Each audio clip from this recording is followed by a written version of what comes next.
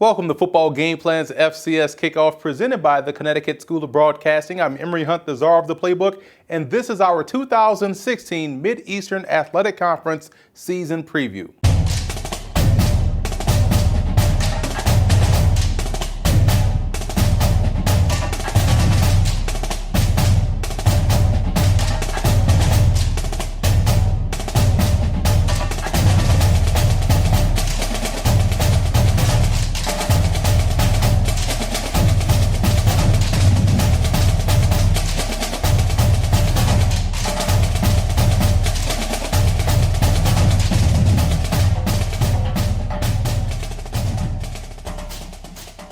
The MEAC over the last couple of seasons have proven themselves to be a very strong conference. They are coming off a year where 5 teams posted winning records, 3 had 8 or more victories, and they are also coming off an impressive victory in the inaugural Celebration Bowl as North Carolina A&T defeated Alcorn State 41-34. You can expect 2016 to be just as exciting as we take a look at some of the top storylines heading into the MEAC season. Can the MEAC secure an at-large bid in the FCS playoffs? Now, because of their partnership with the Celebration Bowl, the MEAC will send its conference champion to the bowl game in Atlanta. However, like I mentioned earlier, this conference is strong enough to get an at-large invite. Probably should have gotten one last year as both Bethune-Cookman and North Carolina Central posted impressive resumes. It's about the strengthening the out-of-conference schedule for these guys, and it looks like teams have done just that. This conference has had 2 teams in the playoffs before and can definitely have its cake and eat it too by sending their champ to the Celebration Bowl and having a strong team represent them in the FCS playoffs. How quickly can the Bulldogs rebuild? South Carolina State, led by head coach Buddy Pugh, who is entering his 15th season, has only posted 1 losing record in his tenure. Last year, they finished 7-4 and are losing a ton of talent on both sides of the ball. And we know Coach Pugh does a great job in stockpiling talent via his recruiting efforts. So we'll see if they'll be able to bounce back quickly and get into the thick of the MEAC race. New life at Savannah State with new head coach Eric Rayburn, who's coming over from Division III powerhouse Wabash. Now, Rayburn coached the Little Giants to a 78-13 record. Savannah State is in a great area, fertile recruiting ground, but hasn't enjoyed the success since joining the MEAC in 2010. Rayburn looks like the right guy to restore the roar of this once proud program with an illustrious football history. Who will be crowned the real HU this season? The never-ending smack talk between Howard University and Hampton University for the real HU title. Howard leads the all-time series with a 47-44-1 record, and Hampton won last year's battle in the nation's football classic 37-19. This year's game should be another thriller on September 17th. The road to the Celebration Bowl in the MEAC will have to pass through many places as it did last season. You can legitimately make a case for 4 to 5 teams that have a really good opportunity to make it to Atlanta. Now, last year wasn't without controversy, as many thought Bethune-Cookman or North Carolina Central would get the nod over North Carolina A&T, who lost to North Carolina Central in the last game of the season. The drama of 2015 only adds to the intrigue of 2016. Now let's take a look at some of the key games on the slate this year in the MEAC. Starting on September 1st with the Route 1 rivalry as Delaware State faces Delaware. Now the Hornets will be looking for its first win in the series since they started the game back in 2007. The Blue Hens own a 6-0 lead in the series, and can the Hornets break the streak this season? On September 3rd, Morgan State plays host to Holy Cross, and this is one of those strong out-of-conference matchups that you want to see a team without an automatic bid to the FCS playoffs win. The Crusaders are a very strong team this year in the FCS, and a victory over them could be a strong feather in the cap for not only Morgan State, but for the conference as a whole come Selection Sunday. September 4th is the MEAC SWAC Challenge between Bethune-Cookman and Alcorn State, and many think this could be a preview of the Celebration Bowl this year. I think this will be a much better game than what we saw last season as South Carolina State just dominated Arkansas Pine Bluff, and these are 2 of the stronger teams in the MEAC and SWAC respectively, which definitely makes this game interesting. There's a trio of games on September 10th that are primed for upsets as Bethune-Cookman takes on North Texas, North Carolina A&T travels to Kent State, and North Carolina Central visits Western Michigan. We've seen MEAC squads upset FBS squads before. 2 seasons ago, Bethune-Cookman knocked off Florida International 14-12, and all 3 of these games will be a great litmus test for the conference and these squads who are amongst the best in the MEAC. We've already mentioned the nation's football classic between Howard and Hampton, but when you're talking about deciding who's the real HU, you have to discuss it again. Hampton is looking to further shrink the gap in the win-loss department. You toss records and logic out of the window when these two teams play each other, as it should be another great game in RFK Stadium. On October 1st, Savannah State travels to Bragg Memorial Stadium to take on the Rattlers of Florida A&M, and this game was a shocker last season as the Tigers knocked off the Rattlers to snap their MEAC losing streak. Savannah State won this game in impressive fashion, 37-27, so you know FAMU has this game circled with revenge on their minds. And finally, on November 5th, bring South Carolina State and North Carolina A&T together in Greensboro, North Carolina. And this was a very close game last year that ended up in a 9-6 Aggies victory. So look for this clash of MEAC Titans to be another great contest, as it could decide who has the upper hand for the Celebration Bowl. We'll take a quick commercial break and come back with more of our 2016 Mid-Eastern Athletic Conference superlatives.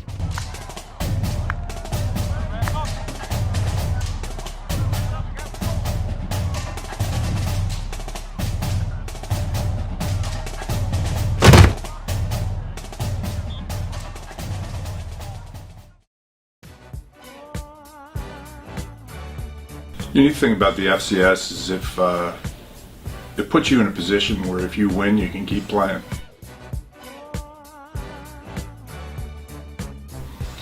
That it's competitive. It is Division I football, and it's also been able to cross conferences. I think within our league, we play alongside the Ivy League, alongside the CAA, alongside the NEC, and it really gives you an opportunity each and every Saturday to prove yourself. The other thing is that these schools within this league are putting people out that are student athletes, that they'll achieve one of the better educations in the country, biased here at Bucknell. But we're also in a position where we can participate and play against some of the FBS schools. Last year we played against Army, and a couple years we played against Temple. To be able to judge yourself in terms of what you've done with your program, what you've done with your team against those teams that are, you know, the more preeminent teams in the country. And that I think we all have to realize that a football field, when it comes down to it, it's 53.3 yards wide and 120 yards long.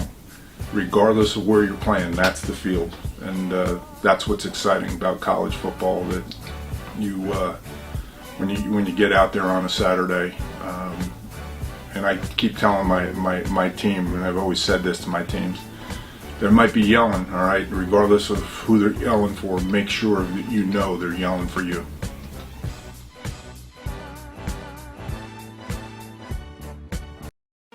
New York City, the media capital of the world. But in America, there is a world of media at our fingertips, from coast to coast. The broadcast media industry connects us in so many ways and remains on the cutting edge of providing us news and entertainment. Have you ever pictured yourself working in the media? Did you ever dream of working in TV or on the radio? Make your dreams come true today. Connecticut School of Broadcasting is the oldest and largest group of communication schools in the country. At Connecticut School of Broadcasting, you'll learn by doing with hands-on training straight from professional broadcasters. There is job placement assistance for graduates, day and evening courses available. Graduate and get into the job market in only 8 or 16 weeks. Don't waste another second daydreaming about what you want to do with your life. Call 1-800-TV-RADIO and start living your dream today. Down! Stand! Hit! Hit!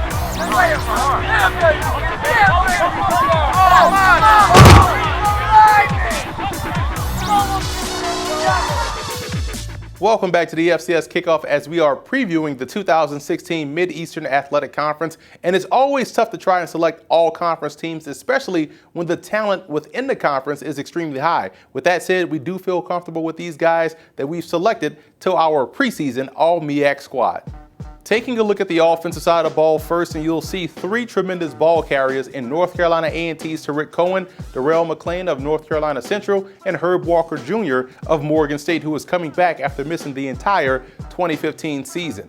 Quarterback Caleb York is coming off a very good freshman year and looks to be the top passer in the conference this season. And Bethune-Cookman has two talented receiving options here in wide receiver Joel Davis and tight end Jaquan Loomis. Twan Mixon of Hampton led the conference in receiving as he finished 2015 with 59 receptions, 1,027 yards, and 9 touchdowns. All three statistics led the MEAC. A big and athletic group of offensive linemen here, as North Carolina A&T's Brandon Parker has been a sensational player since he stepped foot on campus, and both North Carolina Central linemen Desmond Cooper and Carl Jones are a big reason why the Eagles are one of the best offenses in the conference and were tied for the least amount of sacks given up with 11. Moving over to the defensive side of football, there's no Gabriel Sherrod as he transferred to Michigan State as a graduate transfer, but that still doesn't mean there's a huge void on this list. Two Aggies in Marquise Ragland and Angelo Keys are extremely quick off the ball and wreck a ton of havoc. Chris Lee of Norfolk State, as a sophomore, was able to get to the quarterback 6 times while also accumulating 13.5 TFLs. Both Malik Harris and Darius Leonard aren't your traditional linebackers by size standards, but they are both outstanding athletes that can definitely run and also cover, and they hold their own in the open field. The duo combined for 28 TFLs in 2015. In the secondary, the Bison are well represented with Trayvon Hunt and Craig Johnson, and Hunt led the MEAC in interceptions with 5, while Johnson racked up 59 tackles last season, 40 of which were solo stops.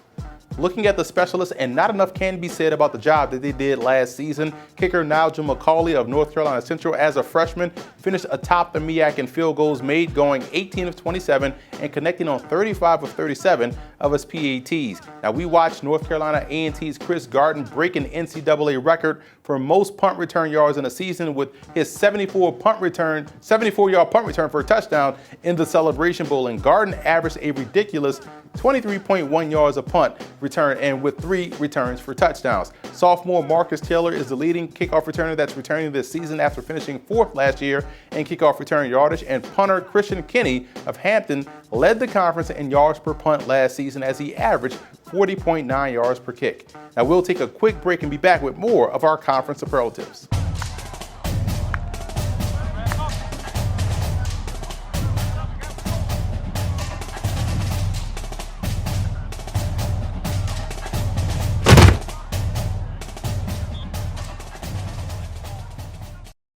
Don't forget to check out and grab your copy of our 2 newly released books, Football: A Love Story and What Did Football Teach Me? These books feature over 100 stories from current and former coaches, players, executives, and entertainers from across the football landscape, describing what got them involved in the game, what they love about it, and what life lessons the game taught them. You can find your copy or order your copy from our website at footballgameplan.com/books. No, I think the FCS is really, when you look at it, it's the perfect model for football. Okay, in that as a coach, number one, you deal with Division I, it's great. You deal with a high level of athlete. In our case, you deal with a high level of student. It's extremely competitive football. It's a great environment, but it's also doesn't have some of the trappings that the bigger levels have as far as the business and the money of things. But you know, it's pure football. And as a coach, that's what I like is you know, it's about the football. And you know, I think the way we determine our champion is the best playoff system in all of sports. And I think that you can never argue with who the national champion is at the FCS level. And it's just top to bottom the most competitive bracket of playoff sports there is in any of the sports. So you know, if you like the action, I think the quality of play is extremely high. I think the quality of person is extremely high. I think there's some great coaches at our level, and it's attainable to fans too. It's also, you know, you come to an FCS game, you have a little bit more of a close experience to the players.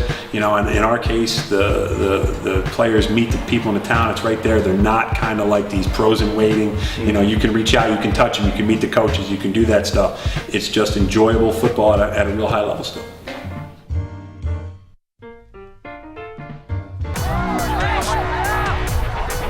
Stop! Stand! Hit! Hit!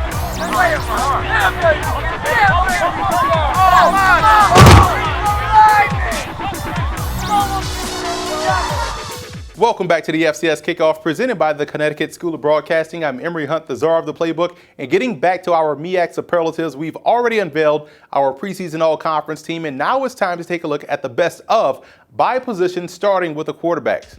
The South Carolina State Bulldogs have the best group of quarterbacks in the MEAC. Caleb York was sensational as a freshman, and while it may not show up in the gaudy passing numbers on the stat sheet, it showed up in his all-around game. York can run and attack anywhere on the field. And there's a strong group behind him in Adrian Collick Jr. and Joshua Irby, both of which are able to step in and start if need be. North Carolina A&T gets the nod for the best running back core in the conference, and when you have the best overall player in Tariq Cohen, it definitely weighs heavily in the decision. Cohen finished 2015 with over 1,500 yards rushing, 15 rushing touchdowns, averaging 5.8 yards a carry in the process. Redshirt sophomore Amos Williams and Kevin Thompson are both similar in stature as Cohen and are just as quick. So look for both guys' carries to increase a bit this year, but let it be known that they can start for any other team in the MEAC. I like what Bethune-Cookman brings to the table with the receiving core. The Wildcats have two preseason all-conference performers and wide receiver Joel Davis, who averaged 20 yards a catch, and tight end Jaquan Loomis. They are also returning 4 of their top leading receivers, so when you add in the talent of Frank Brown, John Tavius Carter, Jamie Wilson, Kevon Mitchell, and Davis and Loomis, you can understand why they are the best rated group in the MEAC. This also helps them out as they'll be breaking in a new quarterback this season. North Carolina Central gets the nod as the best offensive line in the MEAC. You talk about a group last year that gave up only 11 sacks on the season, and in the pass-happy MEAC, that's very impressive, and they returned 4 out of 5 starters up front, led by Desmond Cooper. On the defensive line, North Carolina A&T led the way. The Aggies had the second best run defense in the entire FCS last season, only giving up 2.6 yards per carry and 86 yards a game rushing. This was evident in the Celebration Bowl as they stymied the Alcorn State Braves' vaunted rushing attack. 2 preseason all-conference performers, Marquise Ragland and Angelo Keys, headline a strong, deep, and well-disciplined group. I really like the linebacking core of Delaware State. The Hornets have a strong duo of Malik Harris and Rashawn Barrett. Harris finished last season with 104 tackles and 14.5 TFLs, while Barrett had more of the impact as a rusher of the quarterback with 4 sacks, 8.5 TFLs, and 84 total tackles. Now, they were one of the few bright spots for the Hornets last season. In the secondary, I go to the nation's capital as the Howard Bison have the best secondary in the MEAC. Trayvon Hunt, Craig Johnson, Kenneth Russ gives the Bison a trio that actually does a great job in affecting the running game. Combined, you're looking at 104 solo tackles. Hunt led the conference last year with 5 interceptions and 10 pass breakups. I think you have to give North Carolina A&T the nod for the best special teams unit. We know about the return game with Chris Garden, but punter Steven Sawicki was a legit weapon last season, and Sawicki gets tremendous hang time on his punts, forcing 19 fair catches while also downing 19 inside the 20-yard line. Being strong in special teams helps make the Aggies one of the more complete teams in the FCS. Only 3 HBCU players were drafted in the 2016 NFL Draft, and all 3 came from the MEAC. 2 South Carolina State Bulldogs and Javon Hargrave and Tamarick Hemingway had their names called by the Steelers and Rams respectively. North Carolina Central's defensive back Ryan Smith heard his name called by the Tampa Bay Buccaneers. Numerous players did sign free agent contracts like Norfolk State's Deion King, who has a great opportunity with the Dallas Cowboys. So as we take an early look at the 2017 NFL Draft, here are some of the MEAC prospects that you want to keep an eye on. The offensive line is where you see a healthy amount of prospects this season in the MEAC. Torrey Boyd of Howard, Michael Young of Hampton, Javarius Lehman, and Desmond Cooper of North Carolina Central are 4 talented individuals. Both Boyd and Cooper, in my opinion, have a great opportunity to get a high-level All-Star game invite in January. Cooper has tremendous footwork for alignment of his stature, and I hope Tariq Cohen, the tailback, doesn't get knocked for his size at the 5'6", 190-pound game breaker has Darren Sproles-like skills. And I make that comparison because Sproles was also pigeonholed as well when he came out of Kansas State. I think both guys can handle consistent lead-back type carries in an offense. And when you look at Cohen's abilities to stop on a dime, change direction without losing speed, and consistently shift gears while running, you have to believe there's definitely a place for him at the NFL level. We'll be back after this to wrap up our 2016 MEAC season preview.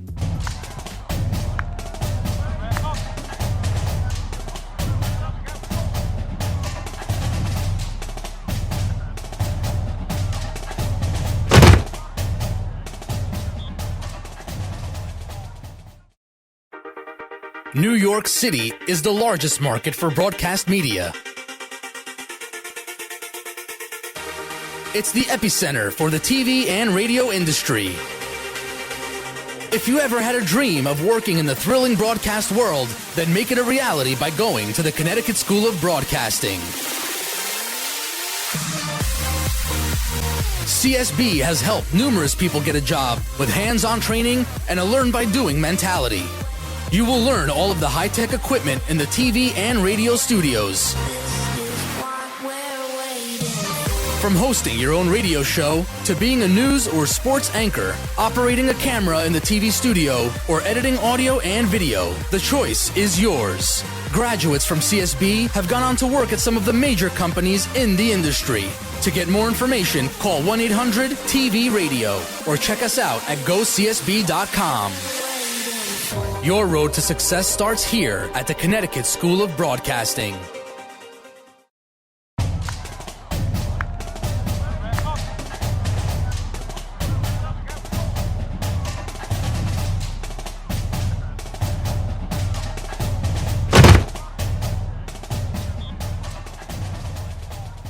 And welcome back to the FCS Kickoff presented by the Connecticut School of Broadcasting. I'm Emory Hunt, the czar of the playbook, and we're now in the home stretch of our 2016 Mid-Eastern Athletic Conference season preview, as it's now time for predictions. Starting with Savannah State at number 11, I like the directions the Tigers are heading in. Last season, they showed some life, even knocking off a conference foe in the process. This is a team that has that confidence. 17 starters are returning, and a new head coach in Eric Rayburn, who has a track record of success. What'll be big for the Tigers is if they can get better defensively. The Tigers have to be a much better defense at the line of scrimmage, which will ultimately help them out everywhere else. I think we'll see Savannah State win multiple games this year, as their football future is definitely bright. Next are the Delaware State Hornets, and I think their defense got a bad rap last year. Yes, they gave up a lot of points and yards, but it was mainly due to an offense that couldn't sustain drives and turn the ball over. Delaware State was -10 in turnover differential, which put them dead last in the MEAC. The hope is that the offense can stabilize and get to the quote-unquote average mark. I firmly believe that the Hornets can just stop. If they can stop shooting themselves in the foot offensively, their defense, led by Malik Harris, can be even better statistically in 2016. So look for the Hornets to be a little bit better offensively in the second season in head coach Kenny Carter's system, which in my opinion should be more than enough to keep them out of the MEAC cellar. The Howard Bison checked in at number 9, and how much the offensive line has improved over last season will be the telling tale of their season. Now, similar to Delaware State, the defense was actually pretty good and has a wealth of talent, but that offense constantly put them in bad spots. However, there are two key foundation pieces on that side of the football, with offensive lineman Torrey Boyd and quarterback Kalen Johnson. The hope is that continuity yields growth and affects the win-loss record positively. The Bison were young last season offensively, and we'll learn a lot about how much they've grown, especially from a line of scrimmage standpoint, pretty quickly as they open up with back-to-back games versus Maryland and Rutgers.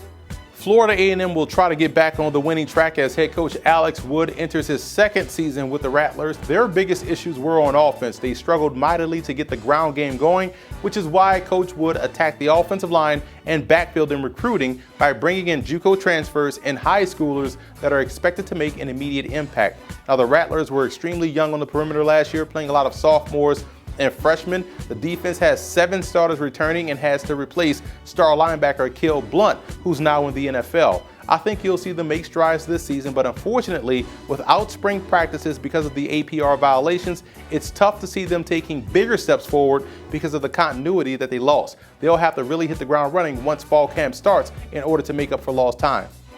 Next up are the Morgan State Bears, who have always been a solid program in the MEAC. This year, they'll be breaking in a new signal caller as the 2 top passers have graduated. New head coach Fred Farrier was a natural fit to replace Lee Hall, who moved on to an NFL job with the Indianapolis Colts. Farrier was the offensive coordinator, so the continuity with the scheme and players are there, which is always something that helps.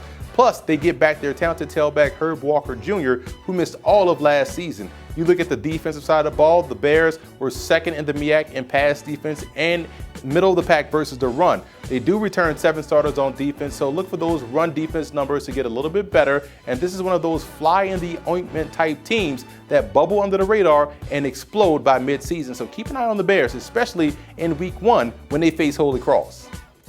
At number 6 are the South Carolina State Bulldogs. 2 things you know about a Buddy Pugh coach team: the offensive lines and defensive lines will be strong.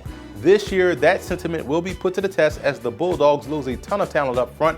In addition to the losses in the trenches, they must also replace great talent on the perimeter. The positives for South Carolina State lay in the fact that quarterback Caleb York should be even better as a sophomore. When you have great quarterback play, especially in this conference, you're going to be in and win some games. It'll be interesting to see the growth that young receivers like Leonard Jamison, Michael Moody, and Quan Caldwell make this season, and you may see Coach Pugh lean more on his passing game early on as they have the most experience coming into the season. I have the Hampton Pirates finishing 5th. I like what they can do in the passing game on offense and how well they can defend the pass. Now, where you want to see this team get better is in the running game. Head coach Connell Maynor is expecting a bevy of JUCO transfers to team up with Michael Young up front to keep that offensive line as a strength and not as a liability. That'll be something to keep an eye on as the season rolls on. Now, defensively, the pass rush took a hit with the loss of Miles Grooms, so that's another question that has to get answered. Hampton is a team that can push for the conference title if they're able to find that consistency week to week. Their schedule is tough, but this is a team that gave Richmond all they can handle in a 3-point loss, and we'll find out a lot about the Pirates in their September 10th matchup versus William & Mary. Look for Hampton to post back-to-back winning seasons since 2010 and 2011.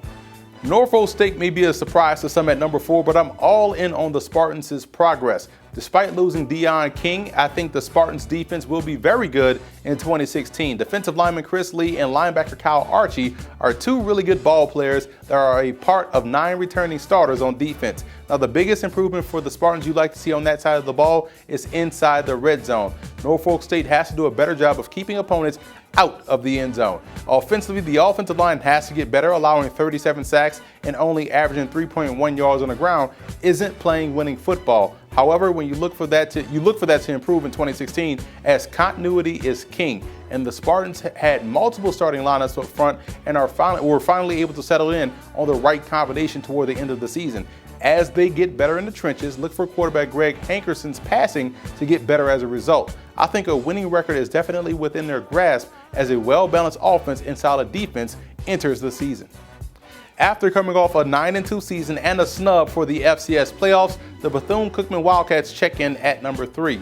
Their offense will be replacing starting quarterback Quentin Williams, but Larry Brim has played a lot of football and is a very good player in his own right. He has the best receiving core in the MEAC. The ground game will be solid again with tailback Michael Jones, but the biggest question is about the defensive line. The Wildcats lost a lot of senior leadership and talent up front. The back 7 looks strong, especially in the secondary. So I think what you'll see from Coach Terry Sims' squad in his second season is more downward pressure coming from their offense. They'll be once again amongst the conference's best on that side. Defensively, how quickly can they rebuild up front could be the difference between a bowl berth or a playoff bid. North Carolina Central checks in at number 2 and looks really strong as we enter the season. Head coach Jerry Mack has done an outstanding job on both the recruiting and coaching fronts. This season, the Eagles should have one of the more well-balanced offensive attacks in the MEAC. After a 2-point loss to Bethune-Cookman, the Eagles ripped off 7 straight victories, including a 21-16 victory over North Carolina A&T. This was in part due to their offense catching fire and their defense tightening up on third downs and inside the red zone. Speaking of third downs, that's where you like to see the Eagles improve on offense, and also for quarterback Malcolm Bell to be much more efficient with the football. Defensively, they do lose NFL draft pick Ryan Smith, but Mike Jones is back and will help spearhead what should be a stout unit. Coach Mack's squad should once again make things very interesting in the MEAC this year. And finally, at number 1 are the North Carolina A&T Aggies. Strength along both sides of the line of scrimmage and one of the most explosive talents in the country. And then you can see why there's a ton of excitement and optimism in Greensboro, North Carolina. Head coach Rod Broadway's squad tasted postseason success last year with the trip and subsequent victory in the Celebration Bowl. In the spring, the focus was to develop consistency within their passing game and get new starters on defense, especially within the secondary, ready to play and keep that defense amongst the best in the FCS. The Aggies look like the class of the MEAC this year and should find themselves making a return trip for the Celebration Bowl in Atlanta. Now, if quarterbacks Khalil Carter and Lamar Raynard can make the growth from throwers to passers, you may see A&T pull off an FBS upset as well.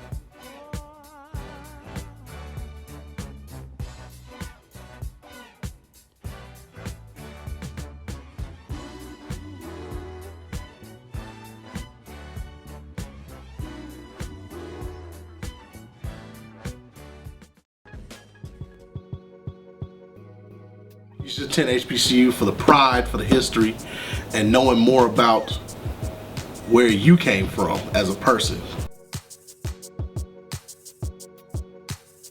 This is somewhere where you've always been wanted. So always have pride in the place that wants you. Take away from it a degree, a great experience, and friends that you're going to keep for the rest of your life. It's HBCU.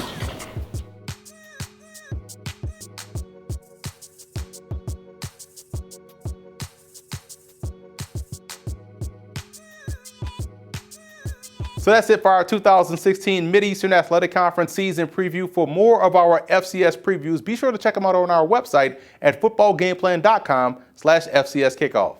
Make sure to check out the FCS Opening Drive radio show every Friday, 10 a.m. Eastern Time with host Luke Diamond and myself. You can download the app for free on Google Play and also on iTunes. The call-in number is located on the screen right now and also where you can listen online. And be sure to follow us on all of our social media accounts. Also check out the website at footballgameplan.com/FCS Kickoff.